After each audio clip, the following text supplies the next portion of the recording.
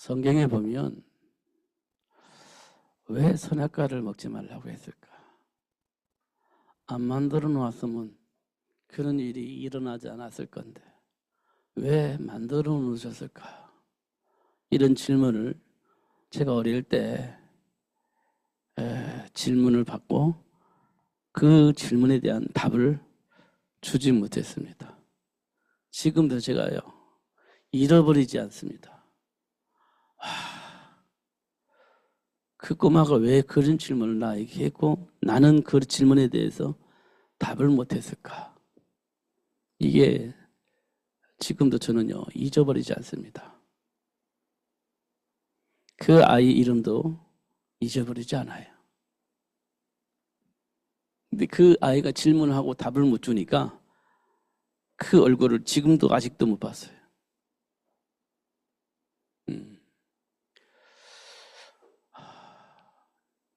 그 아이가 고등학생이었던 것 같았는데 질문을 하고 그 다음부터는 교회로 안 나왔어요. 지금도 저는 그래서 다음에 제 목사님한테 가서 여쭈었습니다.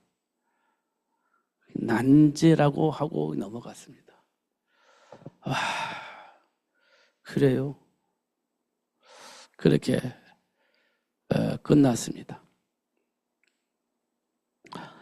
우리가요 예수 믿는 이유에 대해서 물으면 설명할 수가 없어요. 왜 하나님은 그렇게 하셨을까? 라고 질문할 때 우리가 대답을 할 수 있어야 됩니다. 왜 신자들이 이렇게 고통을 당합니까? 라고 할 때 우리는 대답해 줄 수 있어야 돼요. 왜 신자들이 저주와 같은 재앙을 만납니까? 라고 얘기를 했을 때 우리는 답을 해줄 수 있어야 돼요. 왜 그 답을 못하냐면 예수 믿는 이유가 복을 받는다는 생각을 하고 있기 때문에 예수 믿는 사람들이 저주와 같은 재앙을 만나면 왜 그 사람은 예수 믿는데 저주와 같은 재앙을 만나? 복 받아야 되는 거 아니야? 이렇게 생각을 하고 말하기 때문에 우리가 대답을 못하는 거예요. 왜? 우리도 예수 믿으면 복 받을 거라고 생각을 하기 때문에 복을 못 받았어요. 오히려 저주와 같은 재앙이 왔어요. 그러면 대답을 할 수가 없어요. 예수 믿으면 복 받는다는 생각을 하고 있기 때문에 그렇습니다. 근데 틀린 말은 아니에요. 그 복이라는 단어가. 근데 그 복이라는 단념이 육신적인 개념에서 복을 말하기 때문에 설명이 안 되는 겁니다.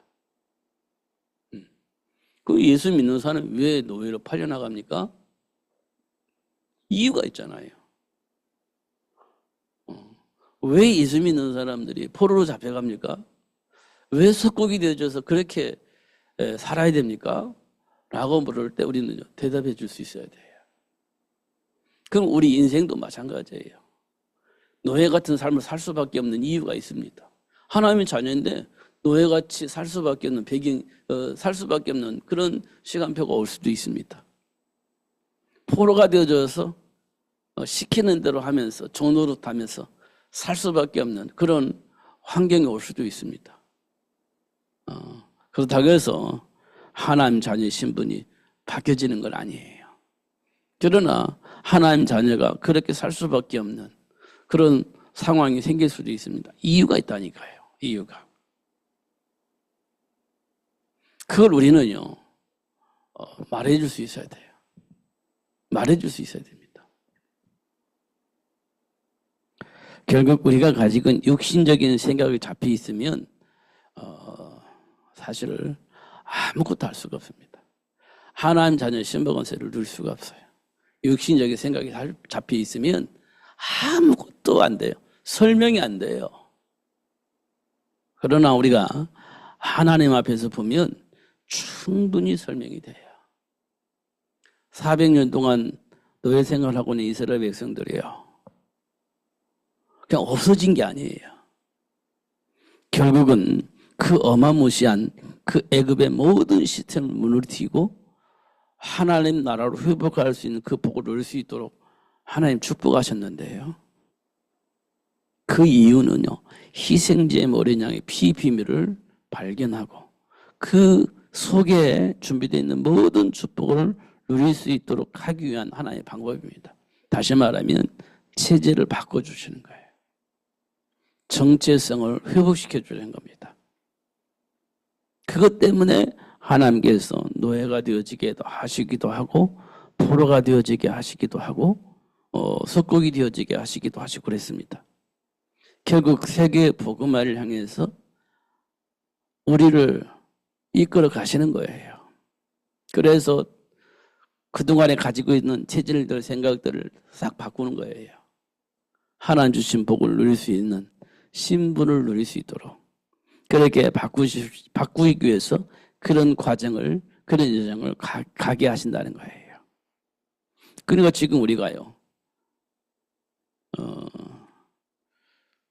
저주와 같은 재앙을 만났어요. 그래도 흔들리지 말아야 돼. 하나님 자녀 신분을. 그걸 누가 잘했냐? 욥이 그걸 잘했어요. 욥기서 보면요, 정말 욥은요, 말로 표현할 수 없는, 상상할 수 없는 그런 문제를 만났어요. 진짜 저주받은 인생이 되어져 버린 것처럼 그렇게 드러납니다.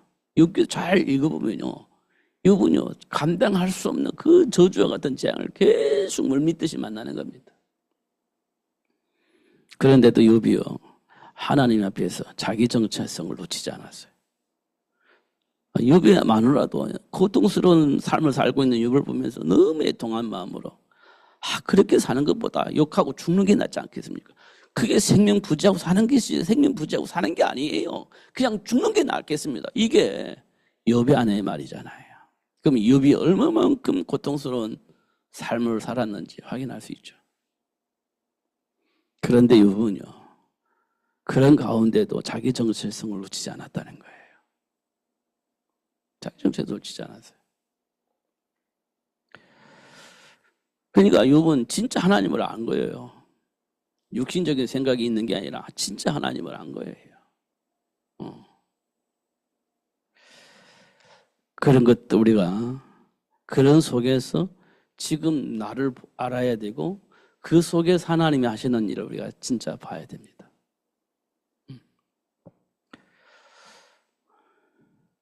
요즘 제가 전화를 많이 받습니다.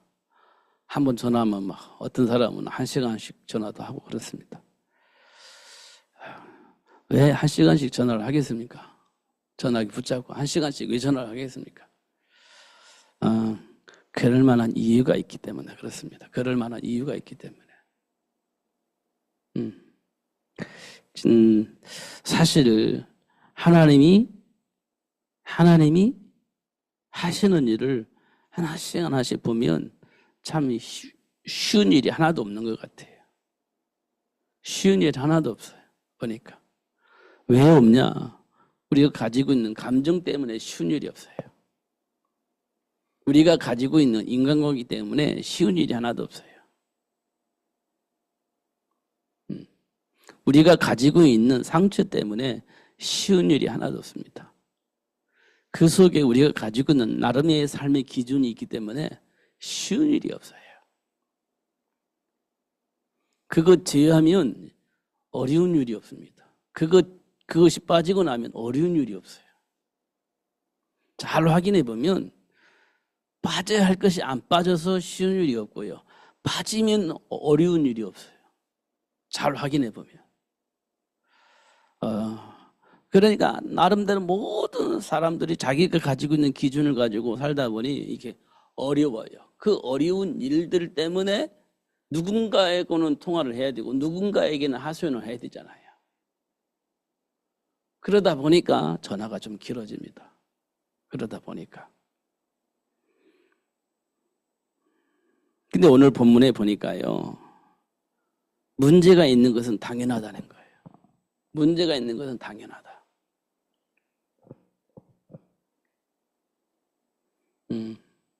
그리고 그 문제로 인하여서 징계를 받는 거 당연하다. 이렇게 얘기를 하고 있는 겁니다. 왜 문제가 있는 것이 당연하냐? 하나님께 처음에 이 우주 만물을 창조하시기 전에 우주 만물을 보시면서 하신 말씀이 그거예요. 혼돈과 공허와 흑암이 깊음 위에 있다. 이 말씀을 하셨잖아요. 이거 놓치면 안 돼요.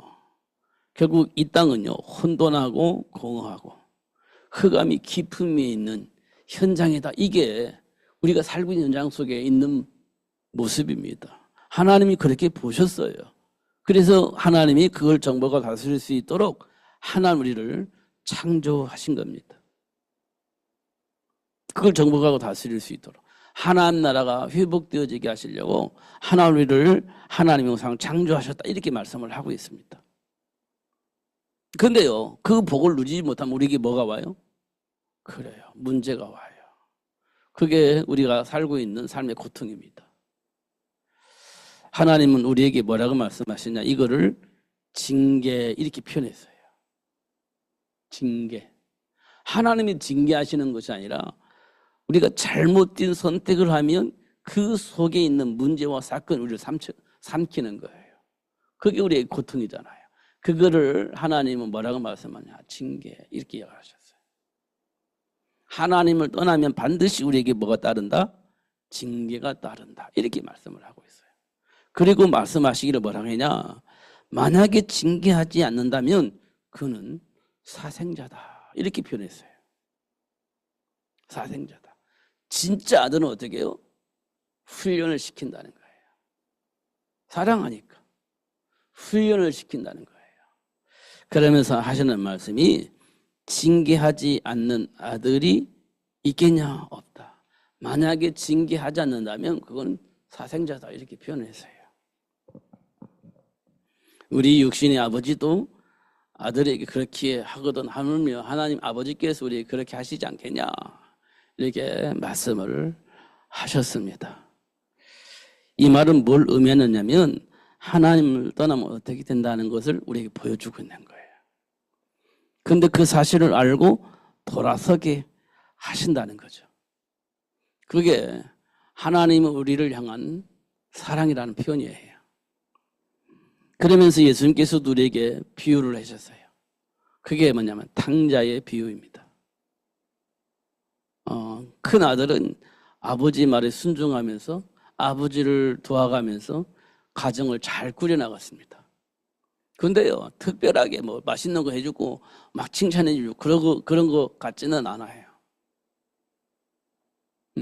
근데 둘째는요, 아버지 유산을 가지고 자기가 하고 싶은 거 하려고 타지로 나가버린 겁니다. 유산을 가지고 타지로 나가버린 거예요. 아버지는 그걸 허락을 하신 것 같아요.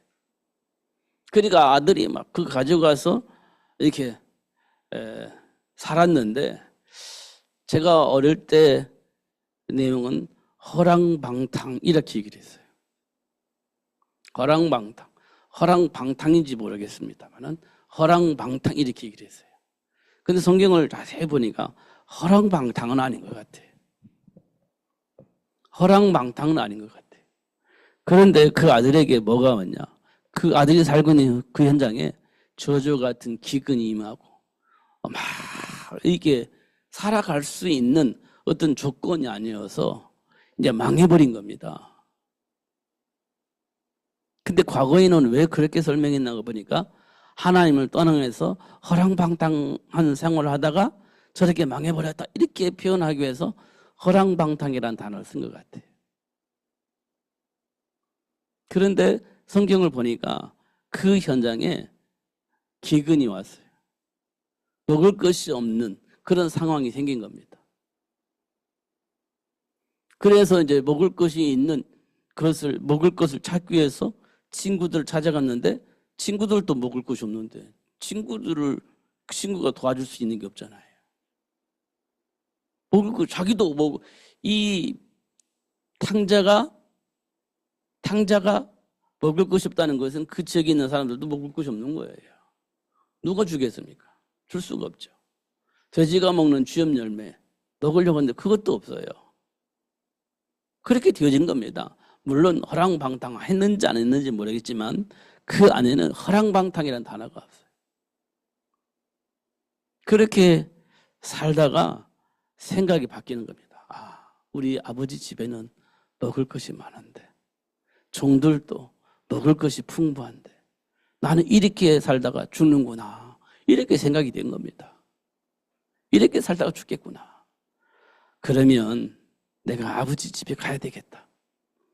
그러면서 하는 말이 있습니다. 나는 아버지 앞에 참으로 내가 잘못된 선택을 해서 내가 아버지라고 말할 수 있는 조건이 아닌 아들이라는 조건이 아닌 그냥 먹을 것을 위해서 그 집에 가서 노예로 살든지 종으로 살든지 살아야 되겠다 생각을 하고 돌아선 겁니다.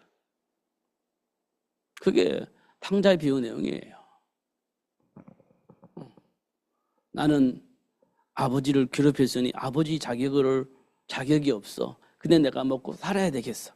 그 종들도 그렇게 사는데 나도 그 집에 가서 나 살아야 돼. 이런 생각을 하고 돌아선 겁니다. 근데 신부는요, 여전히 아들입니다. 그래도 아들이에요. 그것을 아버지가 본 겁니다. 멀리서 오는데 완전히 거제가 된 아들을 보면서 아들인 걸 금방 알았습니다. 그래서 그 아들을 끌어안고 잘 왔다고 하면서 막 씻겨주고 신발 씻겨주고 옷 갈아입히고 가락지 끼고 막 잔치를 하는 겁니다. 그게 아버지와 아들 사이입니다. 아버지와 아들 사이예요. 그렇게 해서 어떻게 해요? 아들의 신분을 분명히 확인하고 그 아들이 왔음을 온 천하에 다 공포한 겁니다. 그게 잔치예요. 그게 잔치입니다.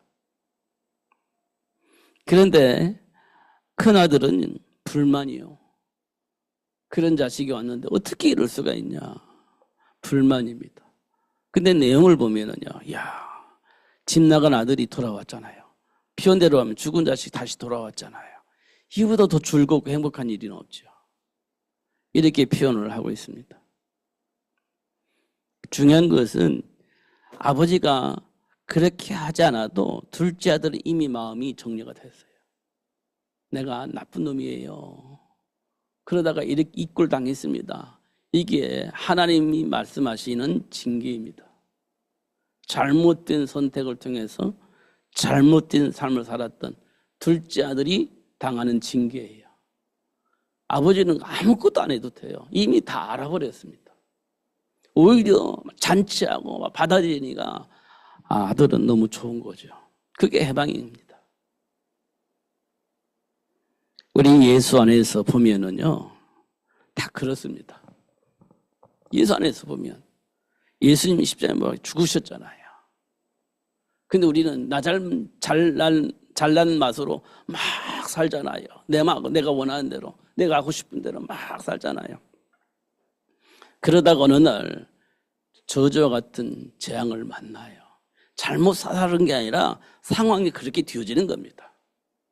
그러면 이 하나님의 자녀들은요, 아버지께로 돌아가야 되겠다. 이렇게 되는 거라니까요. 하나님께로 돌아가야 되겠다. 이렇게 된다니까요. 그리고 돌아서면 하나님께서 잔치하는 거예요. 그래, 맞아. 맞지. 잘 왔다. 잔치라는 거예요. 그게 하나님을 해주신 사랑입니다. 우리는 벌 받았다고 생각하는데 벌 받은 게 아니에요.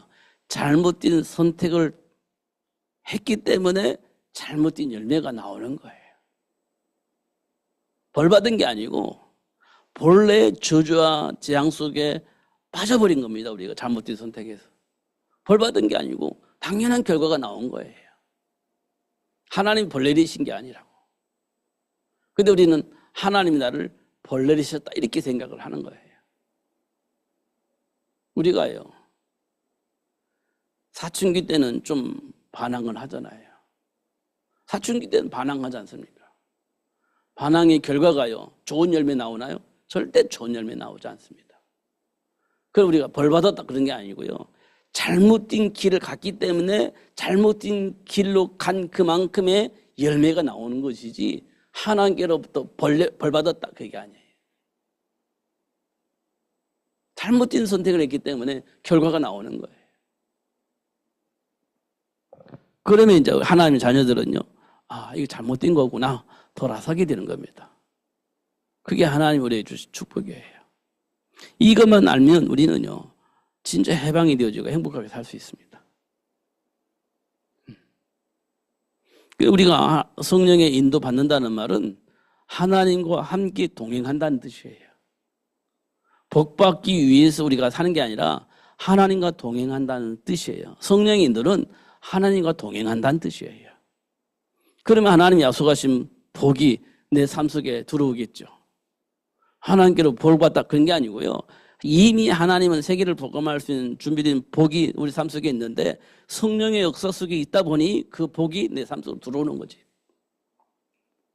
잘했기 때문에 복 받는 게 아니고 성령의 인도 속에 하나님이 준비한 세계 복음할 수 있는 복을 받게 되는 겁니다. 성령의 인도 속에 준비된 복이 내게 오게 되어 있는 거예요. 이삭이 잘 자랐기 때문에 하나님의 마음이 들었기 때문에 백배 복을 주신 것이 아니라 세계를 복음하게 준비한 그 복을 이삭이 받았잖아요. 이삭이 어떻게 받아? 아브라함을 통해서 그 받은 말씀을 통해서 인도받으니 백배 복을 받게 되고 셈의 근원을 얻게 되어지고 그렇게 되는 거지. 하나님이 막 그 보고 막 마음에 들어서 흡족해가지고 백배 복을 주고 셈의 근원을 주고 그렇게 하신 것이 아니라고요.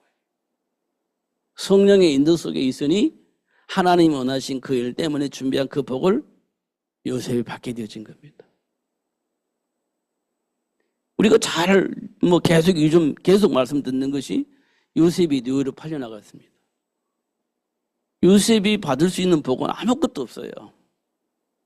노예이니까. 요셉이 받을 복은 아무것도 없어요. 노예이니까. 그냥 짐승처럼 일하고 먹고 사는 것뿐이 없습니다. 노예이니까. 근데 요셉이 하나님과 함께함으로 요셉이 형통한 복을 받잖아요.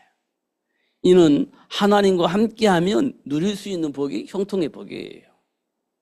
뭔가 열심히 해서 잘했기 때문에 형통한 복을 받은 게 아니라 하나님과 함께함으로 오는 복이었습니다. 그잖아요. 그럼 우리가 하나님과 함께하면 그 복이 오겠나? 오죠. 하나님과 함께하는 삶을 누리면 복이 오죠. 아니 초대교회 성도들은 로마의 속국에 살았기 때문에 또 바리새인들이 예수 믿으면 그렇게 핍박했잖아요. 예수 믿으면 그렇게 핍박했잖아요. 때때로는 죽음을 내놓아야 하는 상황도 만들어졌습니다. 그 바리새인들이 그렇게 했으니까요. 그 상황 속에서 예수 믿는 사람들이 행복했을까요? 안 했을 거라고 봅니다. 어쩔 수 없이 그런 상황이니까 그렇게 살았을 겁니다. 바리새인들이 잘못해도 지적하면 맞아 잘못했어 이렇게 지적받으면서 고통 속에 살았을 겁니다. 그잖아요. 분명히 율법을 가지고 지적을 하면서 아 그렇구나 내가 그게 잘못됐네 하고 고통 속에 살았을 겁니다. 그게 초대교회 성도들의 모습입니다. 배경입니다. 그런데 사도행전 2장에 보니까 성령이 임하면서 눈이 열려지면서 아 그게 아니었구나 알게 되어진 거죠. 그게 아니었구나 알게 됐잖아. 진짜 해방을 알게 된 거예요. 그래서 어떻게 해요? 그들이 입을 벌려서 예수 그리스도가 예수 이거 얘기를 한 겁니다. 우리가 잘못 각인되어 있는 생각을 바꿀 수 있도록 자꾸 얘기를 나누는 거예요. 알았으니까 나누는 겁니다. 그 가운데 준비된 사람이 깨닫고 돌아선 겁니다. 그래서 날마다 제자의 수가 더해지는 그 복을 누렸죠. 초대교회 성도들의 모습입니다. 그잖아요. 우리 자꾸 뭔가를 하려고 발버둥치면 할수록 뭔가 모르게 내 안에 있는 동기를 가지고 할 수 있는 가능성이 많아요. 그러면 이제 안 되면 낙심하잖아요. 안 되면 낙심하지 않습니까? 그때 우리는요, 자꾸 어떻게 해요? 함정 속으로 계속 빠지는 거예요. 그럴 때일수록 계속 더 함정 속으로 빠지는 겁니다. 뭔가 잘못돼서, 뭔가 잘해야 되는데, 자꾸 함정 속으로 빠지는 겁니다. 그런 모습들을 우리가 보게 되어집니다.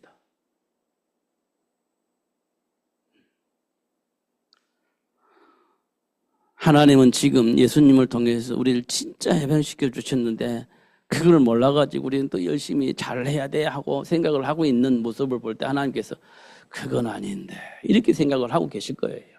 근데 우리는 여전히 열심히 최선을 다해서 하나님이 기뻐하시는 일을 하려고 발버둥치고 있는 거예요.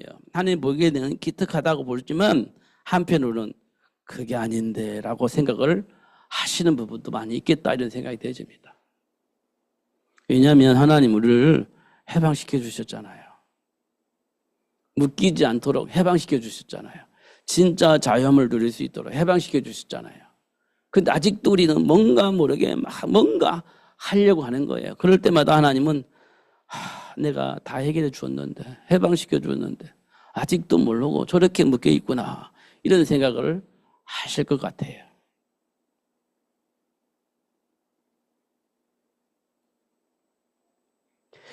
그래서 오늘 본문에 보니까요.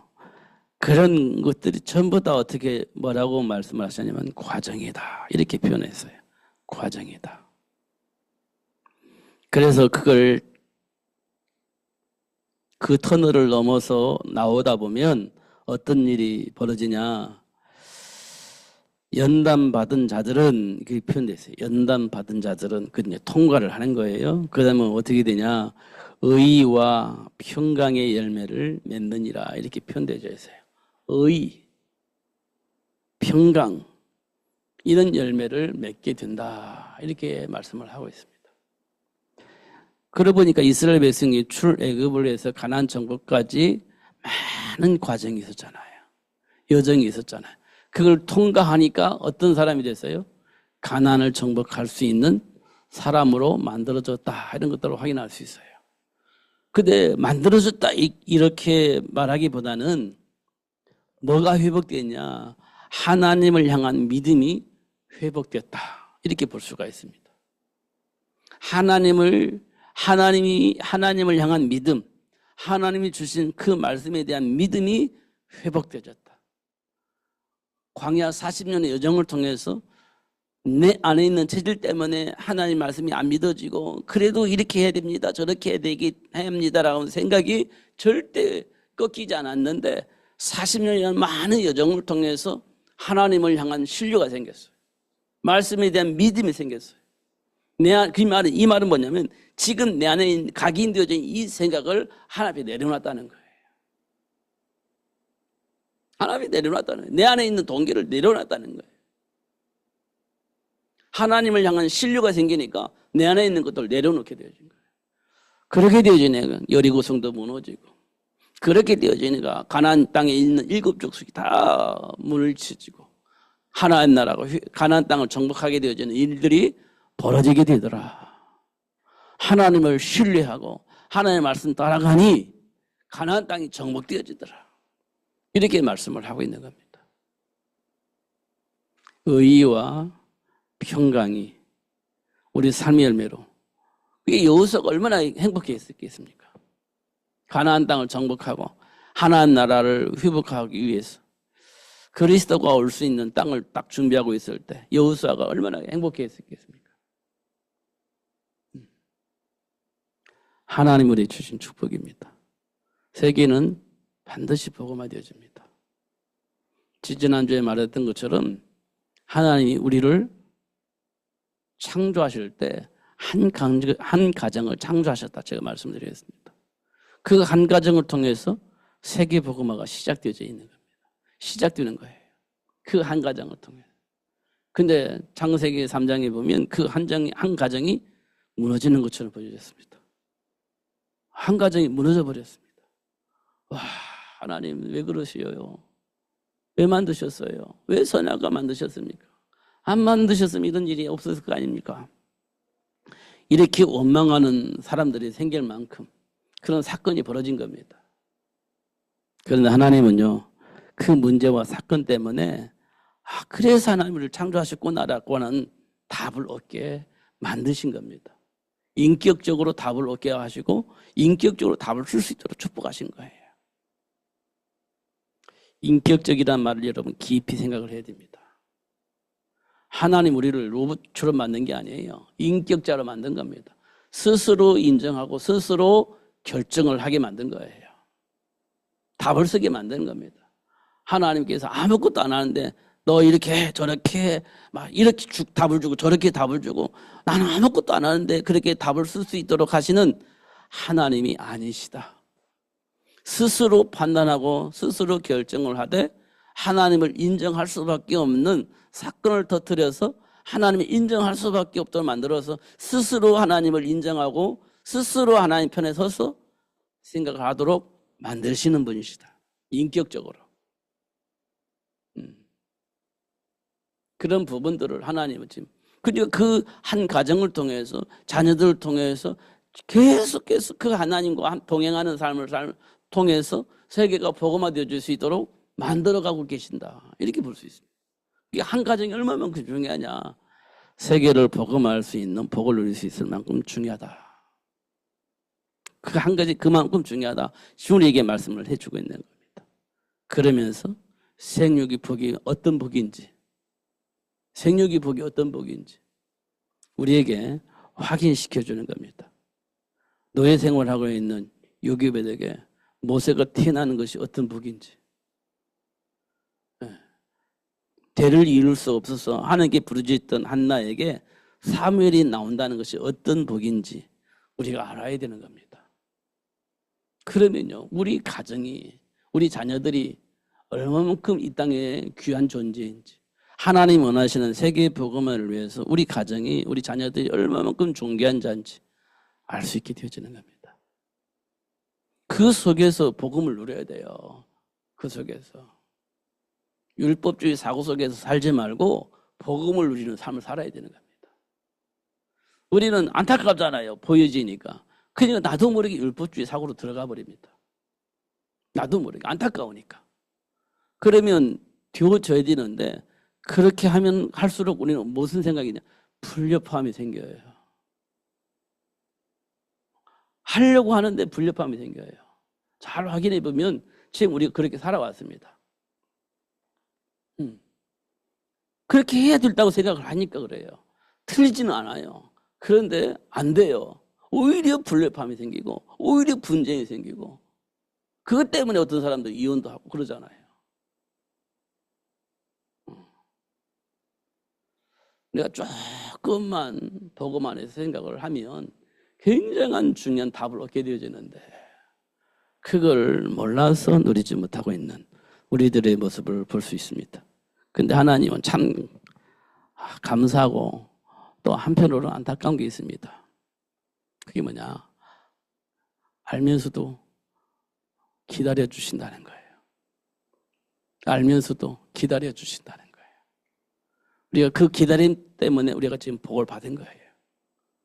하나님이 우리를 그냥 기다려 주신 거예요.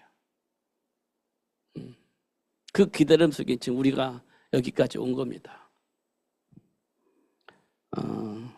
우리가 조금 더 하나님이 깊이 알면 참 좋겠다. 하나님이 깊이 알면 좋겠다. 그러니까 우리 현장에서 일어나는 일들을 어떤 눈으로 보느냐. 현장에서 일어나는 사건들을 어떤 눈으로 보냐. 어떤 눈으로 보고 어떻게 분별해서 어떻게 판단해서 어떤 선택을 하느냐. 이게 굉장히 중요한 거죠. 그걸 보고 관점이라고 합니다. 관점. 정치인들은 관점이 있어요. 아, 이 사람은 어떤 사람이가 아, 그 사람 하는 거 보고 행동하는 걸 보니까 아, 이 사람은 이런 쪽에 있는 사람이구나. 또 그 사람 말하는 거 행동하는 거 아, 이 사람은 이런 쪽에 있는 사람이구나. 그걸 우리가 판단할 수 있잖아요. 그걸 보고 관점이라고 합니다. 관점. 다른 말로 말하면 이념 이렇게 말할 수 있습니다. 그거는 안 바뀝니다. 그래서 어디 가서든지 표가 나죠. 아, 이 사람은 이런 사람이구나 라고 생각을 할 수 있을 만큼의 결과가 나와요. 그건 안 바뀝니다. 어느 유튜브에 보니까요, 북한에서 탈북을 해서 우리나라에서 뭐 기자하는 사람이더라고요. 탈북해서 우리나라에서 정식 기자가 됐어요. 공부해가지고. 근데 어떤 사람이 미 전향을 했어요. 나는 북한이 좋으니까 가겠습니다. 나는 남한 사람 아닙니다. 절대로 생각을 안 바꾸고 전향을 하지 않았어요. 북한에 간다는 거예요. 근데 우리나라 사람들이 그 보내줄 수가 없잖아요. 북한이 어떤 나라인지 알으니까. 그러니까 탈북에 있던 그 기자가 이런 말을 했어요. 북한에 가고 싶어 하는 사람은요, 그냥 보내주세요. 그렇게 얘기를 했어요. 아니, 북한에 살아본 사람이니까 북한에 가면 얼마나 고통스러운지를 알아요. 근데 이 사람들은 몰라.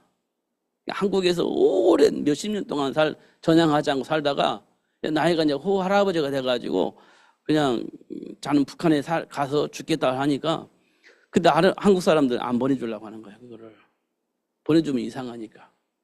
그러니까 이 북한에 살던 사람은 그냥 북한에 가서 살고 싶어 하는데 그냥 보내주시는 것이 맞는 것 같은데 이렇게 얘기를 했어요. 제 마음도요. 제 마음도 어떤 때는 막 그래 좀 보내줬으면 좋겠다 그냥 약한 마음이 있을 때가 있어요. 뻔한데 그냥 보내주지 왜 그렇게 힘들게 할까? 그냥 보내주면 속 시원할 것 같은데. 근데 한편으로 보면 가면 고생스럽잖아요. 너무 뻔하잖아요.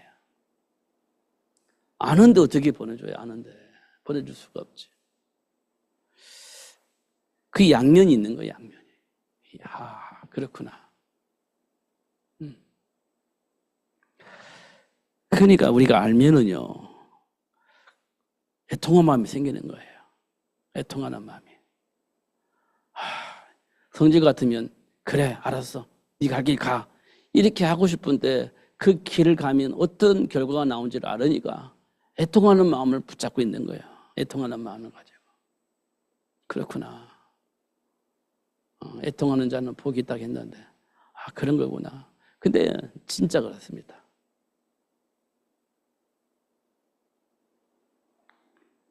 하나님은 그런 우리를 지금도 기다리고 계시는 거예요. 그리고 깨닫게 하시고 그리고 돌이키면 할렐루야 돌이키면 너무 좋아서 잔치하고 그게 이제 하나님이십니다. 우리가 조금만 하나님 편에서 좀 생각을 하고 육신적인 생각을 좀 내려놓고 감정도 조금 내려놓고 그러면 우리 삶이 조금은 쉽게 갈 것이다. 수고하고 무거운 짐을 내려놓고 편안한 삶을 살 수 있을 것 같다. 이런 생각이 되어집니다. 다시 한번 하나님께로부터 오는 큰 은혜를 위해서 묵상하다 보면 쉬운 삶을 살 수 있는 복이 우리에게 열려 있구나라는 사실을 응답으로 받았으면 좋겠고 그 복을 누렸으면 좋겠다 이런 생각이 되어집니다. 속지 마시고 하나 주신 복을 누리면서 승리하시기를 예수님의 이름으로 축복합니다. 기도하겠습니다. 하나님 아버지 감사합니다. 오늘도 최고의 복을 주시고 알게 해주셔서 감사합니다. 놓치지 않고 누릴 수 있도록 성령으로 충만하게 하여 주옵소서. 오늘도 최고의 복을 주시고 응답하시는 하나님을 알게 해주셔서 감사합니다. 하나님의 배경 속에서 하나님이 준비한 복을 누리면서 살 수 있는 삶을 살 수 있도록 축복하신 하나님, 이제 그 사실을 알게 하시고 누리며 살 수 있도록 성령으로 충만하게 하여 주옵소서. 예수님 이름으로 기도하옵나이다. 아멘.